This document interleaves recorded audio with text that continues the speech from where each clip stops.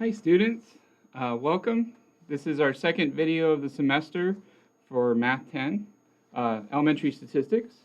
And in this video, we're going to be going over the PowerPoint slides and then also maybe a couple examples that I throw in there for section 1.2, which is all about types of data.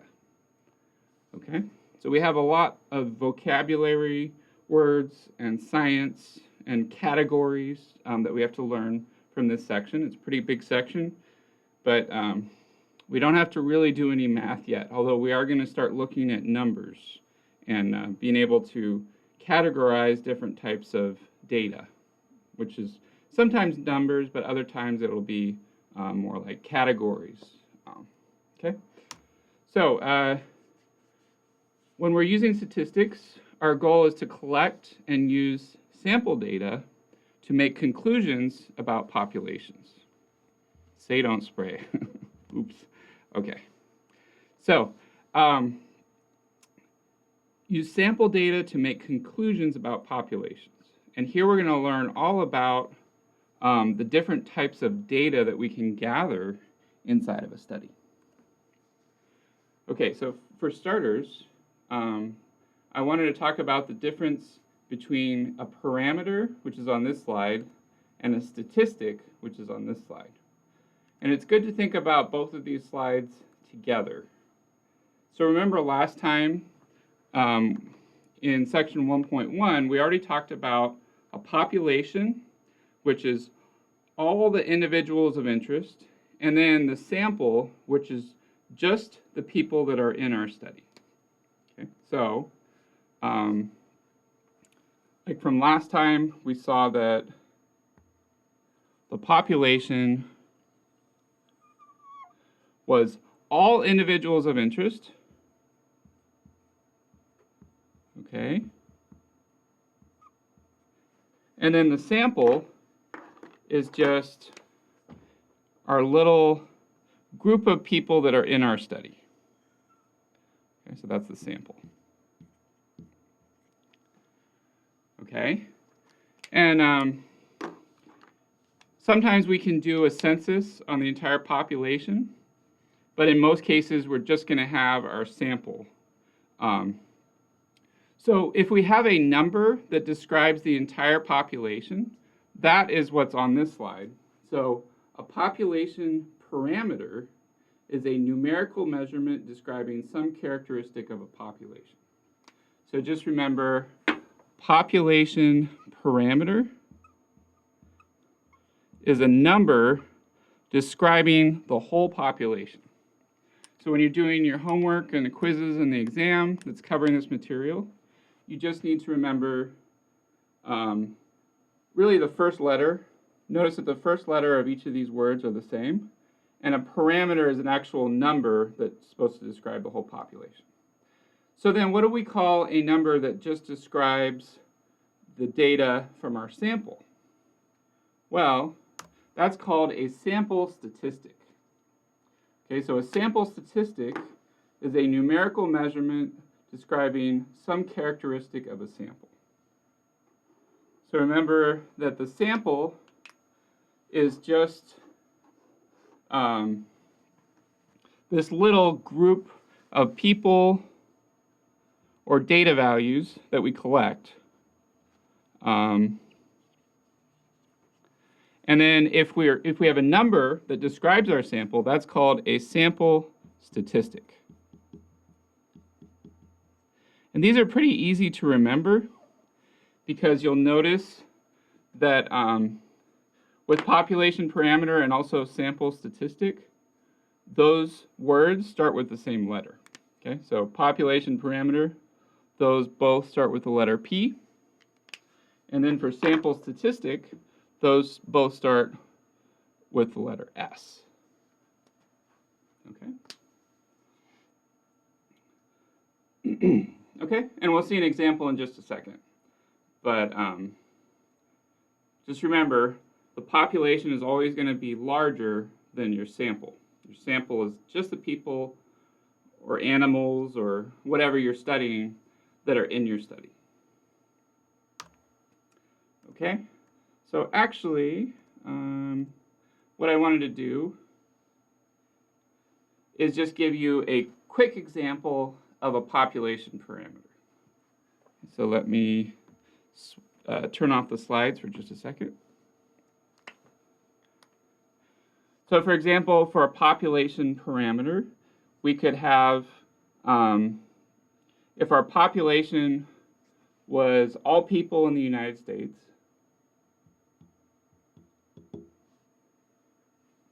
sorry, let me write that a little bit lower.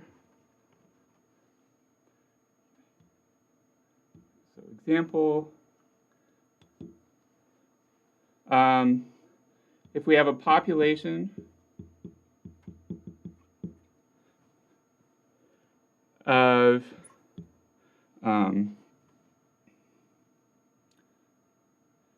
let's say population of all U.S. adults.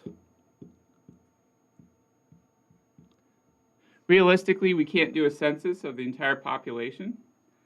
So then our sample will just be the people that are in our study. So we might have a sample of, say, 250 people, and they all have to be U.S. adults because they were taken from the larger population.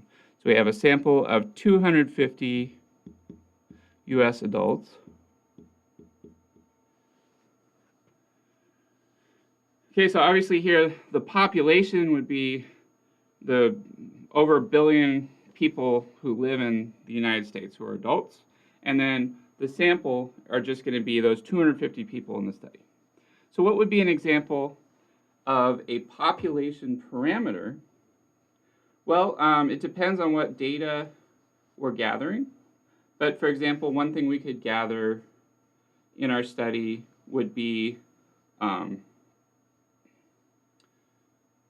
we could be studying, say, blood pressure. Okay, could be studying blood pressure. So then, in that case, what would be the blood pressure for a population parameter?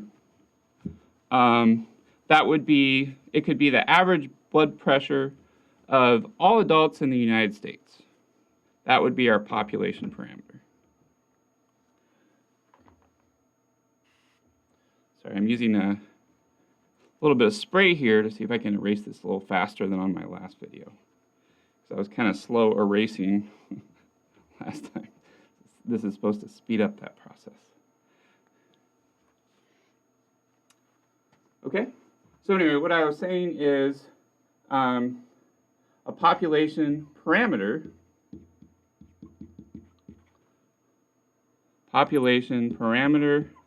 could be average blood pressure. Okay, average blood pressure.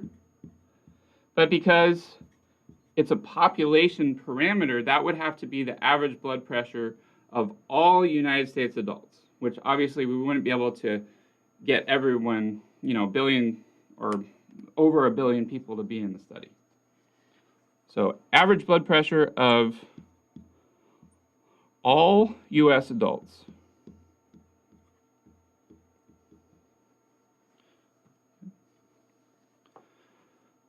Okay, and then so then what would our sample statistic look like?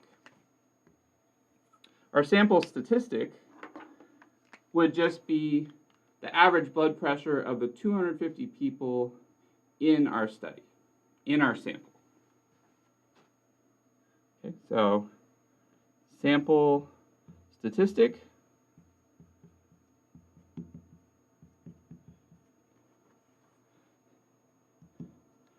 is average blood pressure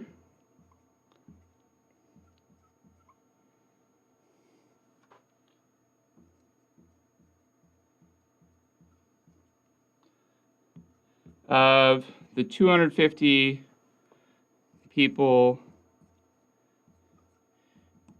in our sample. Average blood pressure of the 250 people in the sample.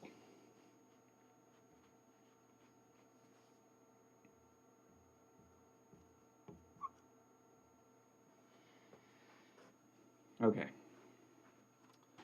All right, so when you're doing your homework and your quizzes and your exam, they're just going to be asking you whether certain things are population parameters or sample statistics, and the way you distinguish between those two is you basically just look at, on most of the problems, it'll just say population, so you'll know it's a parameter, or it'll say sample, so you know it's a statistic.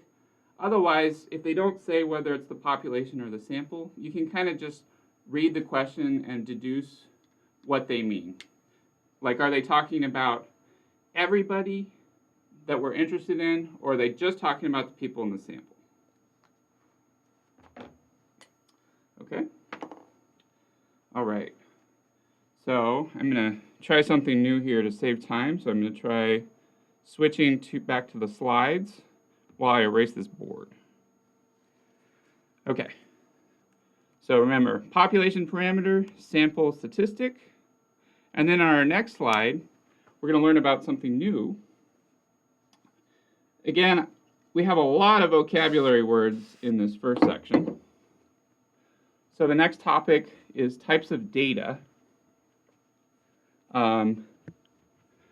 Well, our whole section is about types of data, but in particular, we're talking about quantitative data versus categorical or qualitative data.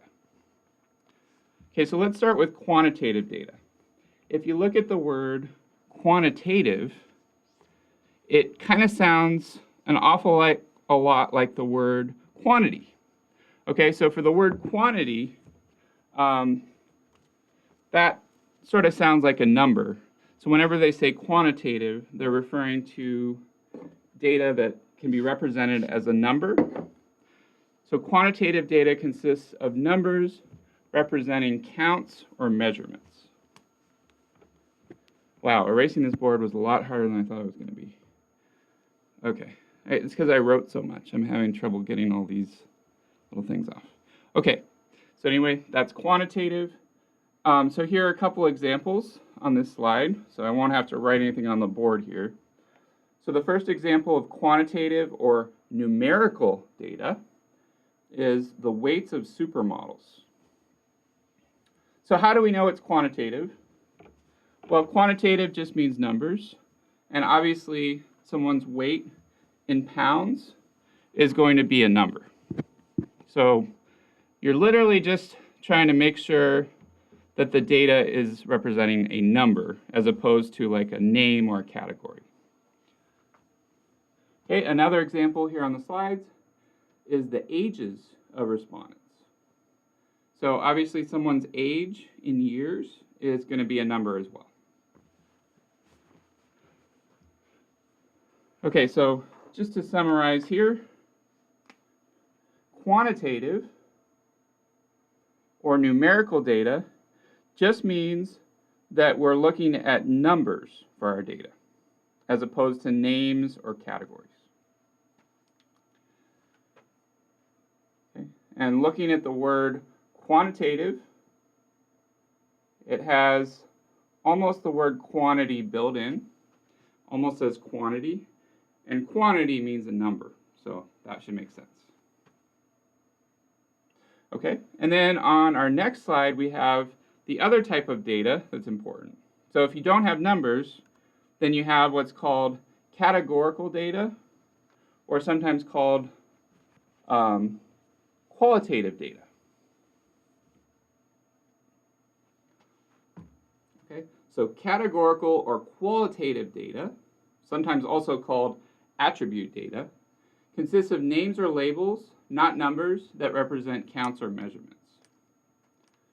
Okay, so basically categories, names, labels, all that kind of stuff. So a couple examples of those on the slides are, first example is the gender, male or female, of professional athletes. Sorry, I caught it. Almost knocked that off the table. Okay, so the gender of professional athletes. And I know there are more genders that are recognized in the modern world, but from our book, they just include the two biological genders. This isn't talking about what people identify as. It's just an example from our book. Okay, so the thing is, gender, regardless of how many of them there are, is a category. Okay, it's not a number, right? So there's no number that represents male. There's no number that represents female. And if you have more genders than that you want to include, all of those are going to be categories, which is qualitative or attribute data, no numbers. Same thing here, but this next example is a lot harder. So with this example, another example of categorical data is actually going to be sort of an exception to the rule. I know I said it's going to be categories, names, or labels, but shirt numbers on professional athlete uniforms, those are actually substitutes for names. So you might be wondering, well, didn't he just say that quantitative data is always numbers and categorical or qualitative data is always names or labels? And the answer is usually yes, but this is a special exception to the rule because if you're looking at shirt numbers on the jerseys of professional athletes, those numbers aren't actually counting or measuring anything. So if you think about it, counts or measurements are not represented by shirt numbers because those are really just a substitute for names. Okay, so they're actually considered categories. So for it to be quantitative data, for your homework, just remember that it has to be numbers representing counts or measurements. In other words, it has to be numbers that have mathematical meaning. They can't just be shirt numbers, which aren't really counting anything. They're just a name or label. Okay? All right, so we've seen some examples of quantitative and categorical or qualitative data. So the next topic is specific types of quantitative data. So there are two types of quantitative data. Remember, once again, quantitative means numbers, has the word quantity built into it. And these have to be numbers that have mathematical meaning. And quantitative data can be further described by distinguishing between two different types of quantitative data: discrete and continuous. Now this can throw people off a little bit because the way our book words it can be a little bit confusing. But we do have to understand the way the book says it, but then I'll also show you the way I usually teach it, which is usually makes it a lot easier for most people to understand. So let's start with discrete data. Okay, so discrete data is discrete data result when the data values are quantitative, so they're counting or measuring something, and the number of values is finite or countable. Okay, so that just means we can count the number of possibilities. There aren't an infinite number of possibilities. All right, and then so that's the way the book words it. So the basic idea is discrete data. Actually, let me write that a little bit higher so I have room. Discrete data is going to be where you can count the number of outcomes, but the easier way that I like to teach it that most people remember is it's usually going to be whole numbers. I mean, technically it could also be negative integers, but usually for it to be discrete, in most cases, we're going to be looking at whole numbers for our data values. Okay, and remember, whole numbers would be numbers like 0, 1, 2, 3. So they're counting numbers, but you don't have any fractions or decimals. Okay, so for it to be discrete, in order to have a countable number of possible outcomes, a finite number of possible outcomes, that usually means it's going to be counting numbers or whole numbers. Okay, so usually whole numbers such as 0, 1, 2, 3, etc. Okay? And that should make sense to you because, for example, if your data values are between 0 and 10 and you don't have any decimals, well, then there are only 11 possibilities. 0, 1, 2, 3, 4, 5, 6, 7, 8, 9, 10. So you can count all the different possibilities when it's whole numbers. Okay, and then you can probably already guess what the other type of data is. So instead of being having the data values are quantitative and the number of values is finite, continuous data on the next slide actually has an infinite number of possible quantitative values. Okay, so there are an infinite number of possible numbers, which means you can't count all the possibilities. But if you find this confusing, don't worry. My simpler way of thinking of it that works in most situations would be continuous is usually going to be decimals. It could also be fractions, but remember that fractions and decimals are, they're equivalent, so you can convert between fractions and decimals. So for us, we're going to, in most situations, continuous data is going to have to be a decimal. So usually decimals. The only reason I'm saying usually is there are occasionally exceptions to this. But in our course, for elementary statistics, we probably aren't going to see any exceptions to these rules. Okay? Now why is it that decimals have an infinite number of possibilities? Well, for this example here, the lengths of distances from 0 centimeters to 12 centimeters, if you're measuring length, you can measure that as a decimal. Okay? So if you're talking about the exact length of something, you could have, for your continuous data, you could have a length of 1.2345 centimeters, right? But you could always just measure more and more digits.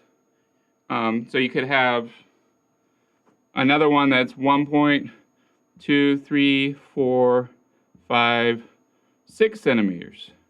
So you can just keep adding digits, and if you measure it more precisely, there are actually an infinite number of possible values. Because it's a decimal, it can have an infinite number of digits. So anyway, continuous, just remember it's usually decimals. And because there are an infinite number of possible decimals in between any two numbers, that's continuous data. The only thing that can be confusing is here they said, for the example, the length of distances from 0 centimeters to 12 centimeters. I know these numbers they gave us are not decimals, but because they're talking about length, and length can be measured as a decimal, that's how we know that it's continuous. Okay? And then on the previous slide, I wanted to go to the example. I didn't talk about it yet. So for discrete data, an example of discrete is the number of tosses of a coin before getting tails. So if we think about that, what kind of number is that? Is that going to be a whole number, or is that going to be a decimal? Well, you can just start listing possibilities. So number of tosses, can you have a decimal number of tosses? No. You can have one toss. So the possibilities would be one toss, and then they get tails, or two tosses, and then they get tails, or three tosses, and then they get tails. But there aren't an infinite number of possibilities because these are whole numbers, right? So we can have one toss, and then we get tails, two tosses of heads, and then a tails, three tosses of heads, and then tails. But regardless of how many tosses we have to do, we're never going to have an infinite number of tosses. Eventually, you're going to get tails. All right, so that is discrete because it is whole numbers, and there are a finite number of possibilities, or a countable number of possibilities. Okay, so let me switch this to save some time to this one. And then we'll go on to the next slide while I'm erasing. Okay, now this next topic, called levels of measurement, is definitely more detailed than all the other topics we've talked about. So it actually turns out that there are 4 different levels of measurement. And remember that measurement is really the method that you use for gathering data. So data is the information that you gather from the people or animals or whatever you're studying in your sample. And there are 4 different levels of measurement. So there's nominal, ordinal, interval, and ratio. And again, measurement just means how do you measure your data? How do you gather your data? What type of data is it also? But in particular, what are you measuring? So we're going to start with, there are 4 different categories. We're going to start with nominal. Okay, so nominal level of measurement, that would be if the data you are gathering consists only of names, labels, or categories, but there's no order to these categories, names, or labels. Okay, so the data cannot be arranged in some order, such as low to high. So the example that I have here on the slides is survey responses of yes, no, and undecided. So first of all, we notice that these are not numbers. So these are categories or labels. And then the other thing we notice here is that the data cannot be arranged in some order. So you might think, well, couldn't we put these in alphabetic order? And the answer is yes, but that order, alphabetic order, doesn't have any meaning with the data.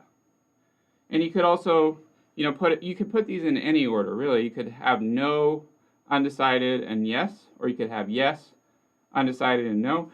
Any of those orderings don't really mean anything because there's not an order to these 3 possible categories. Okay, so to summarize, nominal is categories, names, or labels, and there's no order. And if we skip to a later slide, we'll get the summary here. So what we've done so far is nominal, categories only, and then with no order. I'll write that on that slide later. But just categories, no order. And then if you're having trouble remembering these different levels of measurement, the way I remember nominal, which may or may not be helpful to you, the way I remember nominal is it has nom built into it, which might sound like eating, right? Nom, but that's not what it means. It's actually built from, I think, the Latin root of name.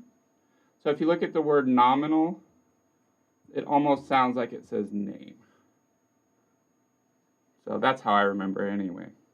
I just remember nom, name. So nominal level would just be names, labels, or categories. And then order cannot matter. So ordering shouldn't matter. Okay, so then what is the next level of measurement? The next level of measurement would be on the next slide, which is ordinal level. So the ordinal level of measurement involves data that can be arranged in some order, but differences obtained by subtraction between data values either cannot be determined or are meaningless. So I know that's a lot to take in, but the basic idea is it's just the same as the nominal level. It's just here the order has to matter. Okay, so there has to be an ordering that has meaning. Okay, so it can't just be alphabetic order with no meaning. So the example they have here would be course grades, A, B, C, D, or F. Ironically, those are in alphabetic order, which I know kind of contradicts what I just said earlier, but it shouldn't really contradict it because these are not just letters, these are course grades. So this order actually has meaning with respect to the data. So this is A is the best grade, B is the second best grade, C is the third best grade, D is the fourth best grade, and then F is the worst grade. So that order has meaning, okay? But we're not talking about numbers here.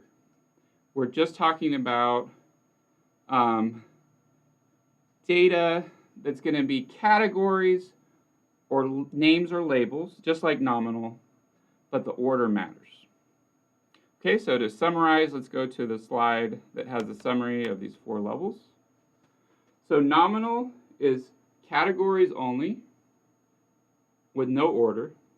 Ordinal are categories with some order. And then remember, nominal sounds like name. What does ordinal sound like? Well, if this were a live class, I would ask that and you would answer me. But I'm going to have to answer my own question here because it's just me recording. So ordinal obviously sounds like the word order. So this one should be very easy to remember. So ORD, ordinal, sounds like the word order. Gotta stop writing so high up here. Okay, right, a little bit lower than that. Okay, so it sounds like the word order. Make sense? Okay, so literally the only difference between nominal and ordinal is with nominal, order doesn't matter. With ordinal, order does matter. But they're both representing data that consists of names, labels, or categories. Okay. All right, so that takes care of the second level of measurement. So for nominal and ordinal, those are both names, labels, or categories. But what do you do if you're measuring numbers? Well, those are actually going to give us the third and the fourth level of measurement. So the third level of measurement is called the interval level of measurement. Okay? And this is the description of that in the book. Interval level of measurement involves data that can be arranged in order, and the differences between data values can be found and are meaningful. In other words, we're talking about numbers that are measuring or counting something. However, there is no natural zero starting point at which none of the quantity is present. So they don't say it here, but the easiest way to determine whether something is interval level is to just think about, are there any numbers that could be data values that are smaller than 0? In other words, like negative numbers or numbers that came before the number 0. So if there's such a thing as negative numbers or numbers that are smaller than 0, then that's going to be interval level of measurement. Okay, so the example here was years, 1000, 2000, 1776, and 1492. So for interval, it doesn't say it on the slides, but my easiest way of remembering it that I always teach is interval is basically just going to be numbers, but there's no natural zero, which means you can have numbers smaller than 0. Okay, so I'm just going to say, so that I have room to write it, we include negatives. Or actually, if I had more room, I would say numbers that can be negative. I might be able to fit that in here, but this board is a little bit, I'll have to write a little bit smaller here. Okay, so numbers, for interval, we have numbers that can be negative. Okay, and then you might be staring at this slide and this example and you're like, well, what the heck? He just said numbers can be negative. There's no such thing as negative years. You might think that, but that's actually not entirely correct. So if you think about it, there are years before the year 0. So remember that the year 0 isn't the beginning of time. It was, I believe it's either the year historically where Christ died or Christ was born. I don't remember quite which one it is, but anyway, it's not the beginning of time. There were many years BC, and years BC before the year 0 are essentially just like negative numbers. So like the year 1 BC would be 1 year before the year 0, and so forth. So in other words, the BC are a substitute for negative numbers. So in other words, if you have any numbers that can be smaller than 0, such as BC or negative, that's going to be interval. There's no natural 0 if you have numbers that are smaller than 0. Okay? All right. And then the last level of measurement that we're going to learn about is called the ratio level. Okay, so the ratio level of measurement is essentially, this is a long description of it. Data can be arranged in order, differences can be found and are meaningful, and there's a natural 0 starting point, where 0 indicates that none of the quantity is present. It says differences and ratios are both meaningful. The only thing that's even helpful here is just because ratios are meaningful, that's where the name came from. But to kind of just summarize all this into a much shorter description, I'm going to say for ratio, the only difference between interval and ratio is that ratio numbers can't be smaller than 0. You can't have any numbers that are smaller than 0. So you can't have negative numbers. You can't even have like years BC that came before the year 0, and so forth. Okay? So ratio is also numbers, but there's a natural 0 or a true 0, which means the numbers cannot be smaller than 0, so you cannot be negative. Cannot be negative.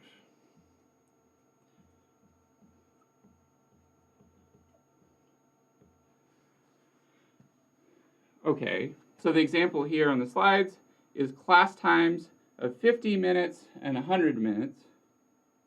Okay, well, think about this. Can you have a negative class time? Like, is there a class time that's smaller than 0 minutes? And the answer, of course, is no, because we don't have the ability to travel backward in time and have negative time. So since we don't have negative time, this is the ratio level of measurement because we have numbers that cannot be negative. And just so you know, when I say numbers, these have to be numbers that, for interval and ratio, these have to be numbers that count or measure something. Okay, so these have to count or measure something.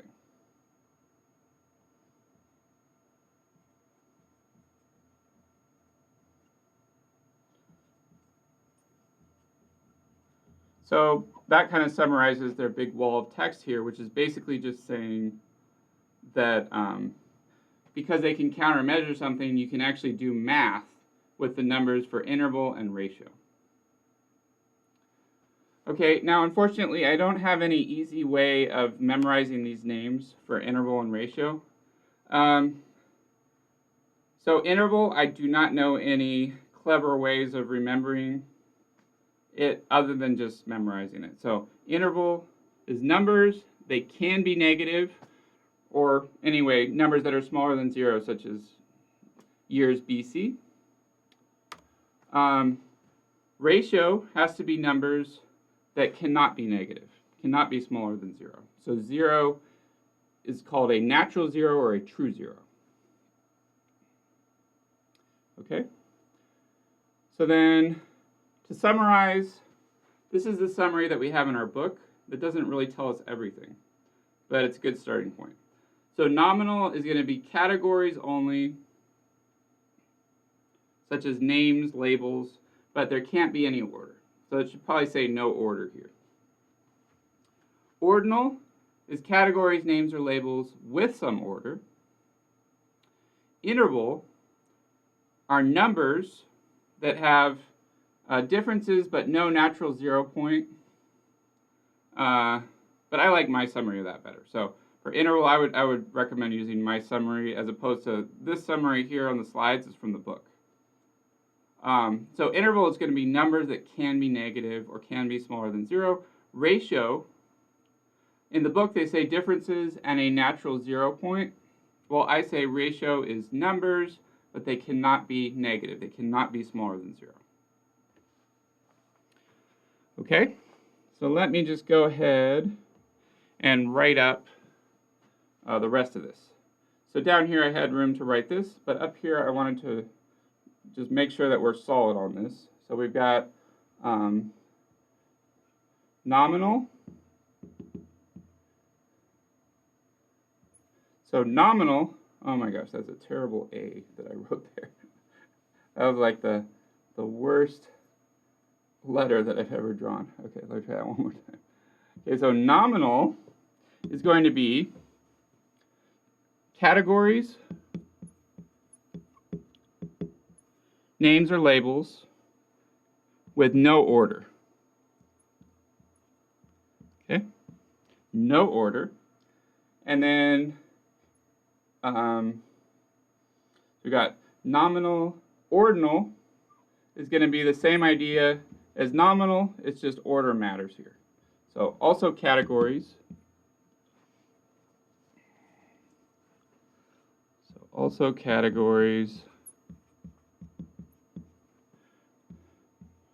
So order matters.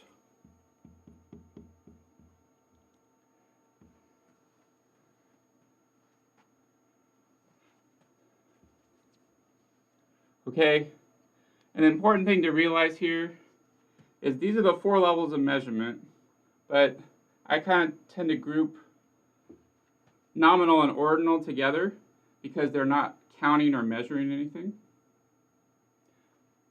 Okay, so these are just categories, so they're not numbers. So with nominal and ordinal, the only difference is they're both categories, but there's no order for nominal, and order matters for ordinal. And then the other 2 I grouped together are interval and ratio. So those are both numbers, and they have to be numbers that count or measure something. And just remember, interval are numbers that can be negative, and ratio are numbers that cannot be negative. And of course, with interval, as we saw with years, there are different ways of having numbers that are smaller than 0. But I say can be negative as just sort of a general summary of that. Okay? So hopefully this stuff here that I've done in this lecture is going to be more helpful than some of the stuff they have in the slides, because they can be a little confusing with the stuff in our book. But most of the stuff in our book is good. That's why I use the slides, but I also try to supplement it with my own simpler things to understand, simpler ways of understanding things. Okay, so let's go on to the next slide. And I will erase. Oh, the next slide is copyright. Well, I guess we finished that then. So that was the end of these slides. So let me switch back to camera. So that is actually the end of this section. So that was 1.2. So thank you for watching. And this was kind of fun. I enjoyed this. And let's see, how long is my video so far? Oh, it's pretty long, but I think it went a little bit faster than my first video that I made using this setup. So anyway, thank you for watching. I will erase the rest of this after I pause the recorder.